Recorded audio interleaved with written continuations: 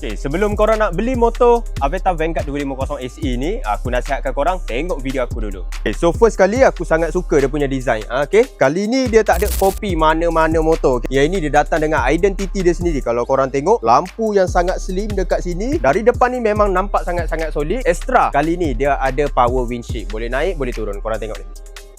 Okay, so engine dia berkapasiti 244cc. Okay, yang ni dia single overhead cam, datang dengan liquid cool. Of course lah, dia pakai CVT. Horsepower dia sekitar 25 horsepower. Kalau korang tengok dekat belakang ni, dia dah bagi twin shock absorber siap dengan sub tank. Okay, kalau korang tengok dekat sini dengan paparan meter TFT full color 7 inci, memang besar, sangat-sangat terang. Okay, bukan setakat tu saja, dia ada smartphone mirroring, ada TPMS siap datang dengan front dash cam, tahu kan? Okay guys, so ni lah front dash cam dia. Bagi korang terang ke tak? Kalau korang nak jalan jauh, jangan risau. Korang tengok dia punya seat ni lebar macam mana.